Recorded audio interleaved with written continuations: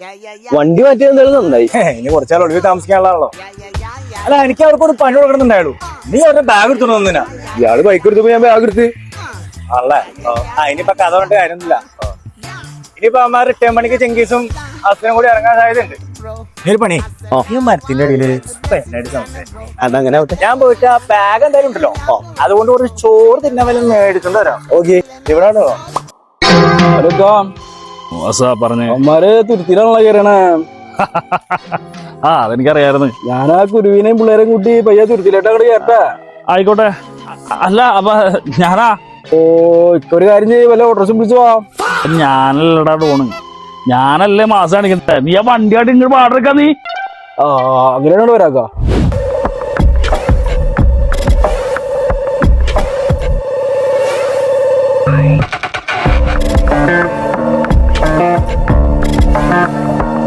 പിഞ്ചേണ്ടെന്ന് പറഞ്ഞ ഈ വയറും വച്ച്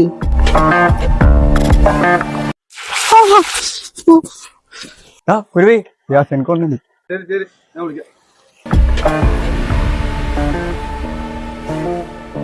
അല്ല ഇടി കൊണ്ടല്ലേ തിരിച്ചിടിക്കണ്ട നമുക്ക്.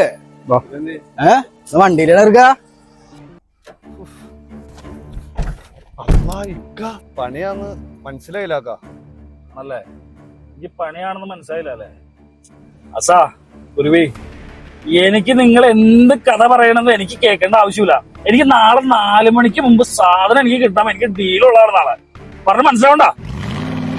ടൂളൊക്കെ സെറ്റല്ലേ? പൂശല്ലേ? അവൻ നമ്മുടെ ഷാർപ്പ് ഷൂട്ടർ ശരത്തിന് ഡീൽ ചെയ്യാൻ വേണ്ടി കണ്ണൂർക്ക് പോയേക്കാക്ക.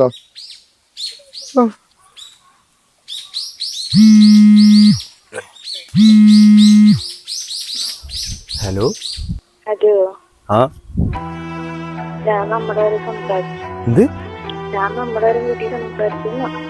എന്നിട്ട് അവര് സമ്മതിച്ച് നിന്റെ അടുത്ത് വന്ന് കാണാൻ പറഞ്ഞു. പിന്നെ നമുക്ക് ഒരുമിച്ച് ജീവിക്കാം. ശരിക്കും